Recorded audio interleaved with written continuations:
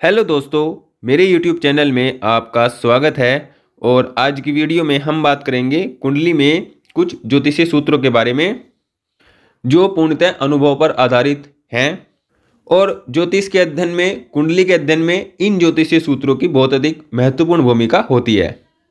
सभी ज्योतिषीय सूत्रों को आप ध्यान से देखिए, समझिए और अपनी कुंडली पर उनको लगाइए और उसके बाद कमेंट कर कर बताइए कि जो ज्योतिषीय सूत्र वीडियो में बताए गए हैं वो उसी प्रकार का फल आपके जीवन में आपको दे रहे हैं या नहीं दे रहे हैं। और अगर वीडियो अच्छी लगे, ज्योतिषीय सूत्र अच्छे लगे तो प्लीज़ वीडियो को लाइक करें और चैनल को सब्सक्राइब जरूर करें।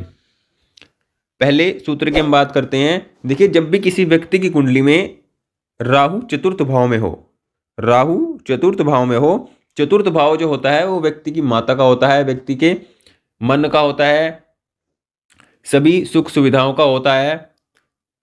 मतलब एक सेंसिटिव हाउस इसको हम बोलते हैं, बहुत नाजुक हाउस इसको बोल सकते हैं। और यहाँ पर राहु जैसा पाप ग्रह व्यक्ति के मन पर एक असर डालता है। वो क्या असर डालता है कि ऐसा व्यक्ति चाह कर भी अच्छा नहीं सोच पाता है, अच्छे विचार उसके मन में नहीं आते हैं।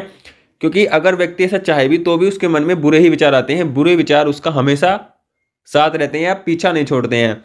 राहु जिसके चतुर्थ भाव में होता है, ऐसा व्यक्ति बहुत चतुर चालाक तो होता है लेकिन उसके मन में बहुत बुरे बुरे विचार आते हैं।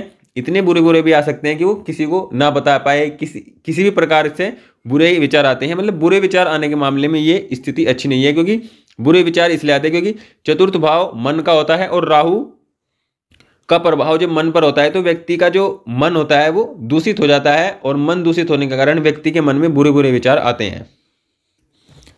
अगले सूत्र की बात करते हैं। जब भी कुंडली में केतु तीसरे भाव में हो, छठे भाव में हो, दसम भाव में हो और 11वें भाव में हो, अगर इनमें से किसी भी भाव में केतु हो तो ऐसा व्यक्ति अपने जीवन में वो नौकरी अगर करता है, ऐसा व्यक्ति अगर जीवन में नौकरी करता है और वो कितने भी ऊंचे पद पर हो, कितने भी बड़ी पद प्रतिष्ठा पर हो, उसके बाद भी उसको उस नौकरी को करना जिसको वो कर रहा होता है अच्छा नहीं लगता है, बड़ा अजीब लगता है। मतलब वो उसको करना नहीं चाहता है फिर भी करता है, चाहे वो कितनी ऊंचे पद पर क्यों ना हो।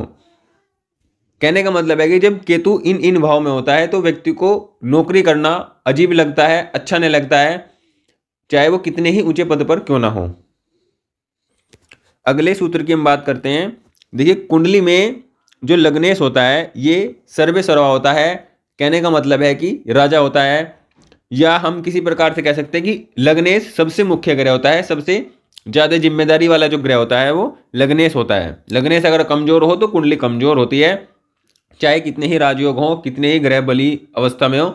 और अगर लग्नेश कम अच्छी अवस्था में है तो कुंडली स्वतः ही मजबूत हो जाती है, बिना राजयोग के भी कुंडली में राजयोग बन जाते हैं।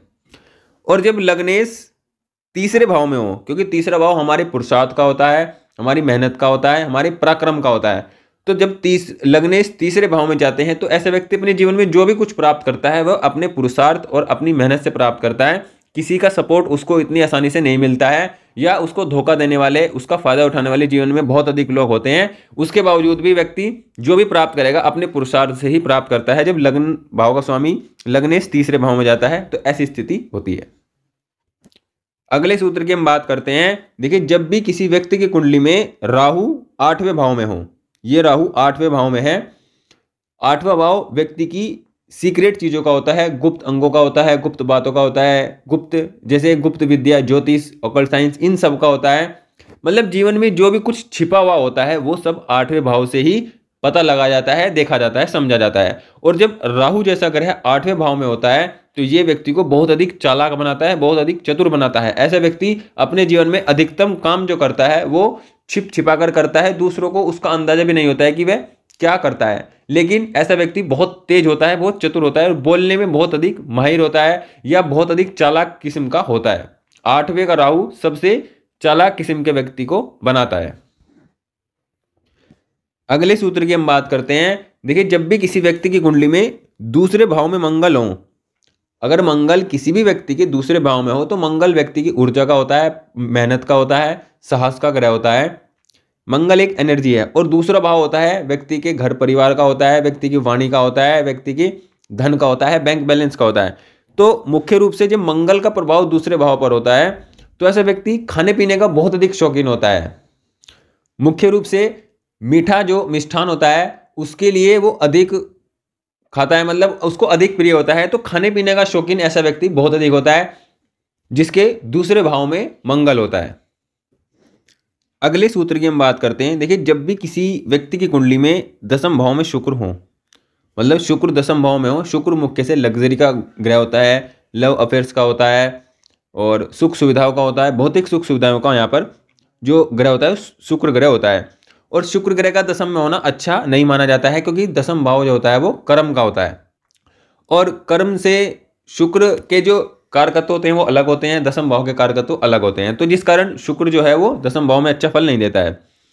लेकिन अगर किसी व्यक्ति की कुंडली में शुक्र दसम भाव में हो और 12वें भाव का स्वामी राहु से पीड़ित हो, पीड़ित का मतलब है राहु से दृष्ट हो या राहु के साथ हो, नीच राशि में हो और राहु के साथ हो, मतलब किसी प्रकार से राहु के प्रभाव में हो, शुक्र दसम भाव में हो और 12वें भाव का स्वामी राहु के प्रभाव में हो, तो ऐसा व्यक्ति चरित्र की समस्या से व्यक्ति को जीवन में होती है या चरित्र से संबंधित जीवन में व्यक्ति को समस्याएं देखनी पड़ती हैं, अपमान देखना पड़ता है, मान सम्मान की कमी होती है व्यक्ति के चरित्र के कारण।